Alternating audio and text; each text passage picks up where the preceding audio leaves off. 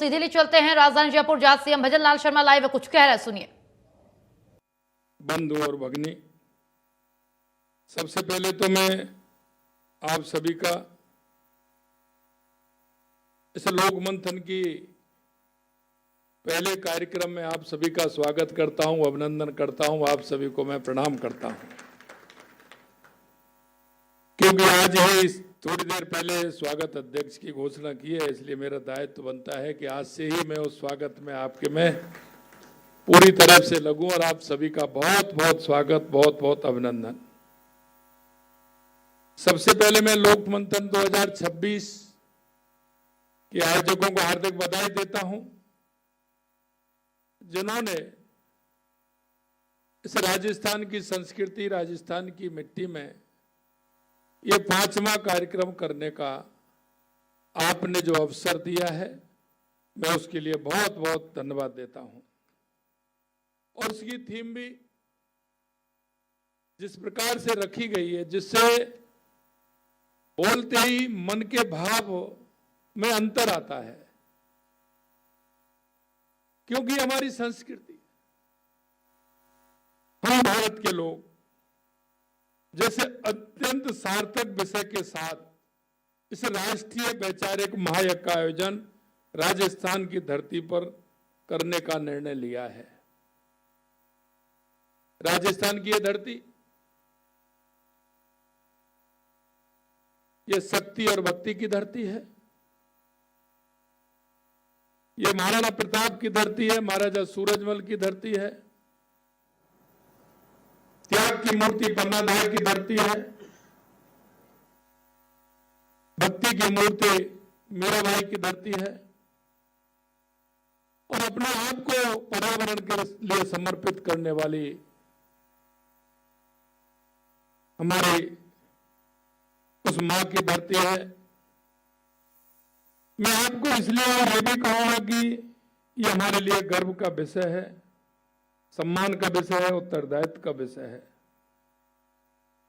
राजस्थान सरकार तथा प्रदेश के समस्त जनता गौरवपूर्ण आयोजन का हृदय से स्वागत करती है।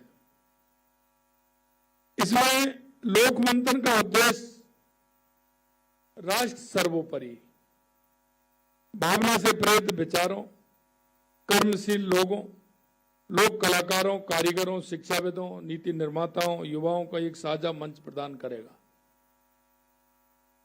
क्योंकि आपने देखा है कि भारतीय दृष्टि से राष्ट्रीय जीवन के महत्वपूर्ण विषयों पर सार्थक संवाद होगा। भारत की विचार परंपरा को नई ऊर्जा मिलेगी, और वो नई ऊर्जा इसलिए मिलेगी कि आप सभी ने देखा है कि व्यक्ति को अनुभूति 3 प्रकार से होती है। वो अनुभूति होती है या तो देख करके होती है, या सुन करके होती है, या पढ़ करके होती है। और ये भारत की धरती वो धरती है कि हमेशा अपनी संस्कृति के लिए, अपने विचारों और संस्कारों को बढ़ाने के लिए लगातार गांव की चौपाल से लेकर के ऊपर तक हमेशा इसके लिए काम होता है। लेकिन वो काम इस प्रकार से होता है, आपने देखा होगा गांव में लोक संगीत के माध्यम से, लोक कलाओं के माध्यम से जो चरित्र निर्माण करने के लिए समाज को, युवाओं को जो दिशा दी जाती थी, उस ओर मैं आपको इंगित करना चाहता हूं। आपने देखा होगा, आपका बाल्यकाल भी गुजरा होगा, गांव के अंदर लोग कलाकार आते थे। हमारे भागवत, हमारी रामायण, उनमें से वो चैप्टर लेते थे जो व्यक्ति के अंदर संस्कार डालने का काम करता है। राजा हरिश्चंद्र के नाटक होते थे, अमर सिंह राठौर के नाटक होते थे, गीता में से कुछ प्रसन्नों को उठाते थे, उनके लोक मंथन उसमें होता था। उसे आने वाली पीढ़ी को हमेशा जीवन भर याद रहता था। उसके संस्कारों में बदलाव होता था। उस संस्कार में बदलाव के कारण वो राष्ट्र निर्माण का काम करते थे। जीवन पर्यंत उनके जहन में बस जाता था।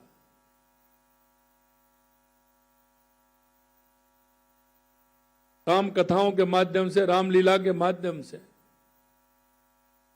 रास लीलाओं के माध्यम से हमारे जो चैप्टर थे जिसमें हम देखते थे कि अन्याय करने से क्या होगा, गलत करने से क्या होगा, हमारे जीवन में संस्कार क्या होने चाहिए, उनका मंथन उन लोक कलाकारों के माध्यम से गांव की चौपाल, गांव के चौराहे, गांव की धर्मशाला, गांव के उन कामों में नगरवासियों के सामने वो काम होते थे। उससे जीवन में बहुत बड़ा बदलाव होता था। व्यक्ति के मन में यह भाव पैदा होता था कि मुझे ऐसा बनना है। व्यक्ति के मन में वो संस्कार आते थे। मित्रों, मैं एक और आपसे कहना चाहता हूं, ये अधिकारों की बात हम कुछ समय पहले से करने लगे। हमारी इस संस्कृति में अधिकार के लिए कोई स्थान नहीं था। अगर स्थान था तो कर्तव्य के लिए था, और उन कर्तव्यों में निहित अधिकार भी थे। कर्तव्य के माध्यम से हमारी ये संस्कृति हजारों सालों से हमें इंगित करती आ रही है, और आज भी वो हमें संस्कार देने का काम हमारे कर्तव्य कर रहे हैं। मैं कहना चाहता हूं कि इस मौके पर जिस तरह से राष्ट्र प्रथम की बात करते हैं, तो मौजूदा समय में सबसे पहला नाम अगर कोई आता है तो वो देश के यशस्वी प्रधानमंत्री नरेंद्र मोदी जी का आता है। क्यों? उन्होंने राष्ट्र प्रथम के लिए, आदरणीय प्रधानमंत्री जी ने राष्ट्र प्रमुख और राज्य प्रमुख के रूप में 25 वर्ष उनको हुए हैं। राष्ट्र प्रथम का संकल्प प्रधानमंत्री जी ने राजनीति को सत्ता प्राप्त माध्यम नहीं बल्कि राष्ट्र निर्माण का साधन बनाया। क्योंकि मैं उनको बताना चाहता हूं, उनके प्रत्येक निर्णय, प्रत्येक योजना, प्रत्येक अभियान में केंद्र है भारत माता, भारत की जनता और भारत का भविष्य। ऐसे दुनिया के सबसे लोकप्रिय नेता, युग पुरुष का नेतृत्व मिलना हम सबके लिए सौभाग्य की बात है। अब आप देखेंगे, चाहे एक भारत श्रेष्ठ भारत हो, वोकल फॉर लोकल हो, आत्मनिर्भर भारत हो, मेक इन इंडिया हो, विकसित भारत 2047 हो, यह वही हमारे राष्ट्र के प्रति, हमारी भारत माता के प्रति हमारा भाव, हमारी संस्कृति, दुनिया में राष्ट्र की पहचान, दुनिया के अंदर भारत का नाम, ये सारे विषय इस पर इंगित करते हैं। इन सभी का मूल भाव यही है कि भारत अपनी सांस्कृतिक शक्ति, अपनी बौद्धिक क्षमता, अपनी ज्ञान पारंपरिक के आधार पर विश्व का नेतृत्व करे। प्रधानमंत्री जी ने केवल आर्थिक आत्मनिर्भरता का मार्ग नहीं दिखाया, बल्कि भारत के सांस्कृतिक आत्मविश्वास को भी नई ऊंचाई दी है। चाहे योग हो, आयुर्वेद हो, परंपरा और हमारी सांस्कृतिक धरोहर हो, विश्व मंच पर सम्मान दिलाने का ऐतिहासिक कार्य किया है। सांस्कृतिक पुनरुत्थान आपने देखा है, लंबे समय से इंतजार था। अयोध्या का राम मंदिर हो, काशी विश्वनाथ कॉरिडोर हो, चाहे महालोकपाल हो, सोमनाथ मंदिर हो, यह सब सांस्कृतिक पुनर्जागरण के साक्षी हैं। जब कोई राष्ट्र अपने लोक कलाओं और अपनी लोक परंपराओं का सम्मान करता है, तभी वह वास्तव में समृद्ध बनता है। और आज के इस मौके पर इसलिए मैं धन्यवाद देना चाहता हूं लोकमंथन के इस कार्यक्रम को, और लगातार प्रज्ञा भारती जो इस कार्यक्रम को कर रही है। बहुत बड़ी आवश्यकता है, क्योंकि आज जहां से संस्कार मिलता था, जहां से विचार मिलते थे, धीरे धीरे वो केंद्र हमारे आधुनिकता के उसमें विलुप्त होते जा रहे हैं। हमें कोई ना कोई मंच देना होगा, वो भी सार्थक देना होगा। समाज के अंदर हमें इसका जन जागरण भी करना होगा।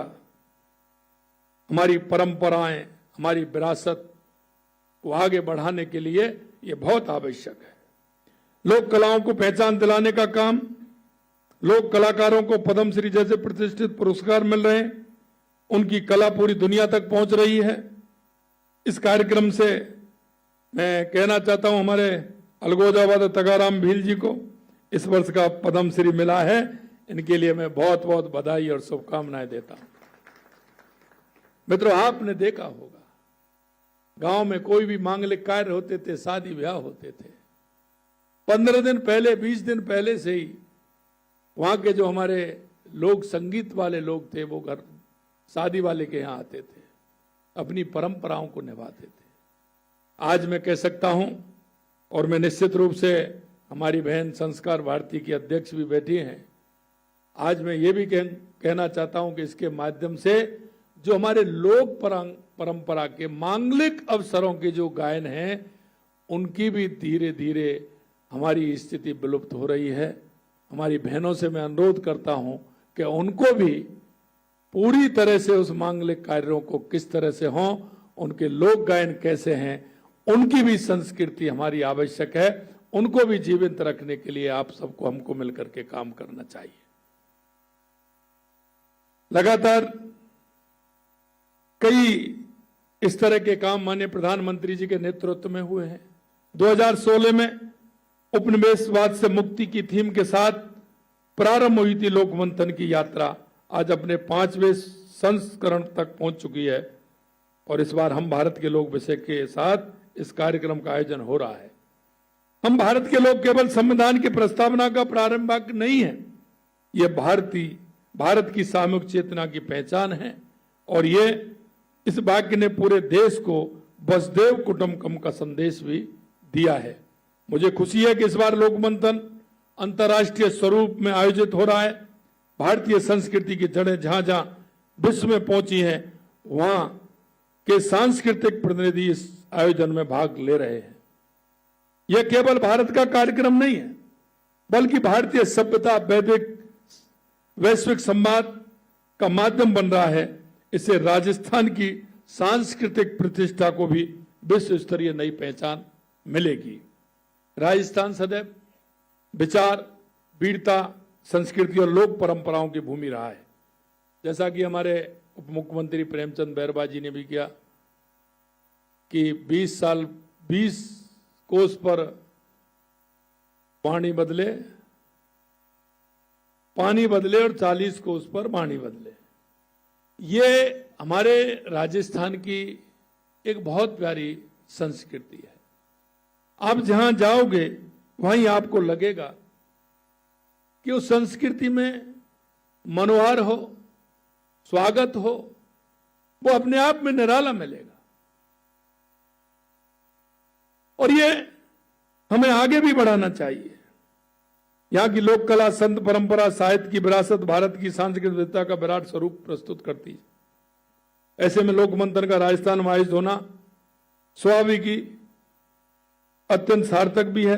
राजस्थान की सांस्कृतिक विरासत, राष्ट्र निर्माण में उसके योगदान को देखते हुए आयोजन राष्ट्रीय स्तर पर विशेष महत्व रखेगा। मैं इस आयोजन की स्वागत समिति के अध्यक्ष के रूप में आप सभी को यह भी विश्वास दिलाता हूं कि राज्य सरकार इस आयोजन की सफलता के लिए हर संभव सहयोग प्रदान करेगी। मुझे विश्वास है कि लोकमंथन 2026 और अधिक व्यापक, प्रभावशाली और सफल आयोजन सिद्ध होगा। यह आयोजन राजस्थान को राष्ट्रीय तथा सांस्कृतिक केंद्र के रूप में अधिक प्रतिष्ठा प्रदान करेगा। आइए हम सब मिलकर इस आयोजन को केवल एक कार्यक्रम नहीं बल्कि भारत की सांस्कृतिक चेतना, बौद्धिक शक्ति और राष्ट्र प्रथम के संकल्प को का महोत्सव मनाएं। इस विश्वास के साथ मैं पुनः आप सभी को लोक मंथन 2026 की सफलता के लिए हार्दिक बधाई और शुभकामनाएं देता हूं। आप सभी इतनी बड़ी संख्या में यहाँ आए हैं, निश्चित रूप से हर व्यक्ति का योगदान इसमें है, क्योंकि यह कार्य इतना व्यापक है कि इसको हम कुछ में नहीं समेट सकते। इसके आगे इस पर मंथन भी होगा, काम भी होगा और इस पर आगे इसके विचार भी एकत्रित होंगे। मित्रों, हम सभी को हमारी संस्कृति पर गर्व हो, हमारी विरासत पर गर्व हो। और आज हम देख सकते हैं इतने लंबे समय जो हमारी संस्कृति चली, उसके कारण ये नहीं था। उसका कारण था गांव में दिन भर परेशान होकर के किसान मजदूर आकर के भी शाम को जो सांस्कृतिक संध्या का जो कार्यक्रम होते थे उनमें उनकी उपस्थिति होती थी, सहभागिता होती थी, वो सबसे बड़ा मंथन होता था। और आज देख सकते हैं हमारी सरकार ने यह भी कहा है कि जो हमारी कीर्तन मंडली हैं, जो हमारे गायकार हैं, उनको साधन संसाधन उपलब्ध कराने का काम भी हमारी सरकार कर रही है। क्योंकि हमने पहले देखा है कि हर गांव के अंदर, हर घर के अंदर हारमोनियम भी होता था, ढोलक भी होती थी, तबला भी होता था, मजीरा भी होता था, बांसुरी भी होती थी और लोग उसका शाम को रामायण का पाठ भी करते थे। रामायण घर घर चलती थी और उसको लोक संस्कृति का हर त्योहार पर, हर तीज पर, हर शादी पर, हर ब्याह पर मांगलिक कार्यों में उनका उपयोग करते थे। लेकिन आधुनिक युग में हमारी कुछ विषय इस तरह के आए कि वो हमारी संस्कृति विलुप्त होती नजर आ रही है। मुझे विश्वास है इस लोक मंथन के कार्यक्रम के माध्यम से हम हमारी उस संस्कृति को सजोने का काम करेंगे, आगे बढ़ाने का काम करेंगे, क्योंकि ये हमारी विरासत है, इसे रखना बहुत आवश्यक है। देश के यशस्वी प्रधानमंत्री जी कहते हैं कि विकास और विरासत दोनों साथ साथ चलने चाहिए। हम इन दोनों को साथ साथ लेकर चलने का आह्वान भी मैं आप सभी से करता हूं और निश्चित रूप से